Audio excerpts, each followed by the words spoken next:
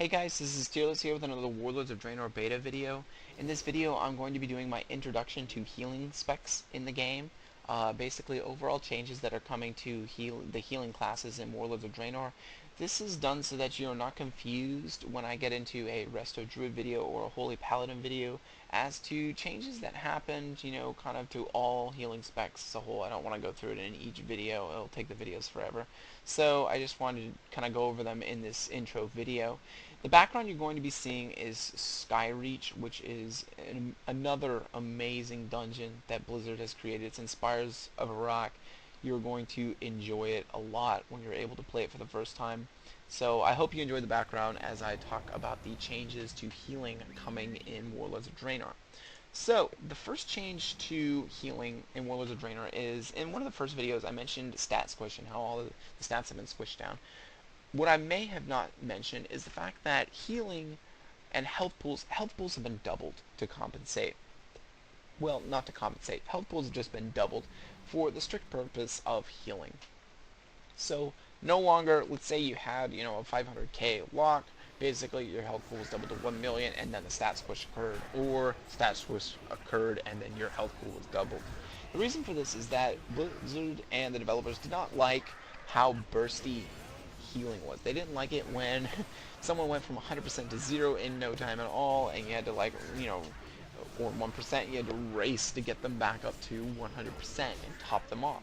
Well, that's been removed from the game. They want to remove the play style of topping everyone off, making sure everyone's at 100% 100% of the time, and you just have to sit there and make sure you do that. No, now you're actually going to have to actively look and make sure, this person has less health than this person. Well, this person is possibly in more danger because he's in a mechanic of the raid that, is going to require more, I guess, more healing. Or if you're in PvP, this person has a little bit more health than this person, but this person's being focused, so I need to focus on him. It's not going to be just I could just throw down, my AoE heals and deal with it then.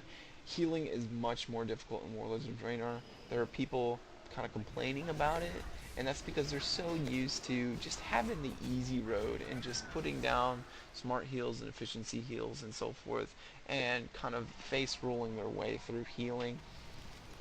I know in arenas it wasn't as easy as that, but in your regular random PG or in, your normal dungeons and you probably say heroic dungeons in Mists of Pandaria and your normal raids, it was pretty significantly easy in that regard.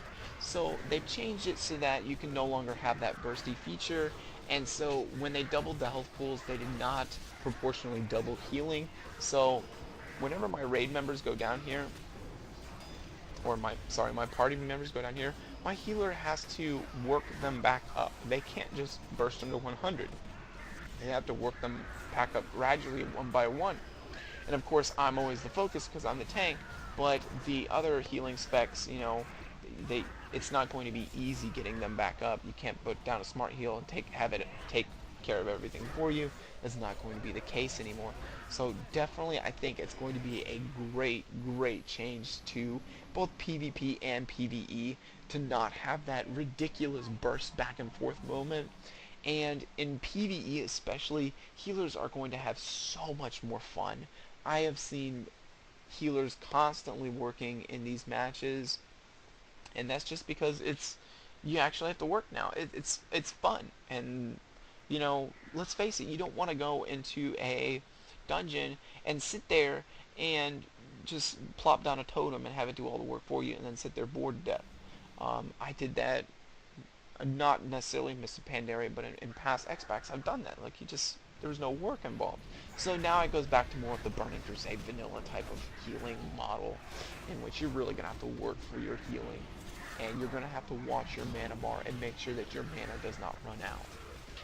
So, moving into the next changes for healers, the first change I want to talk about, well, not the first change, but the next change I want to talk about is smart heals. Smart heals have basically been removed from the game.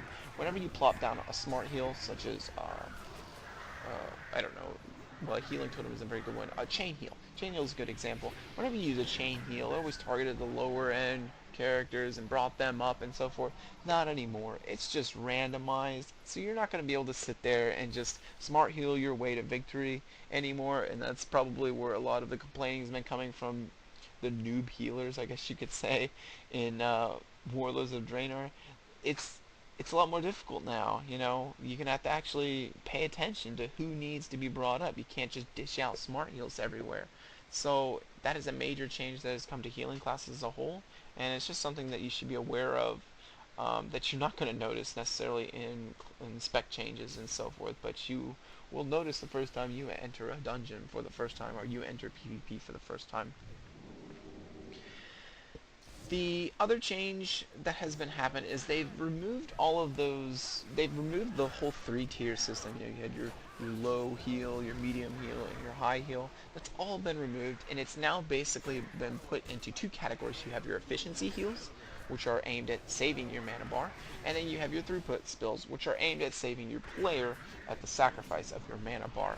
Right now, everyone has two throughput spells, one AoE, one single target, for each class. Let's use Druid or we'll use Shamans as an example. Your throughput spells are Healing Surge and Chain Heal. So things get really dicey, you start using those abilities.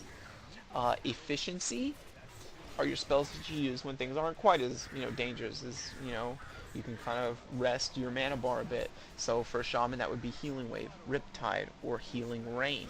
You've got, you know, an AoE and a single target option in both. So it honestly, it brings back a little bit more diversity between the classes. Classes have not really had much diversity in a while in that regard, because they had that three-tier setup, and so that has now been removed from the game.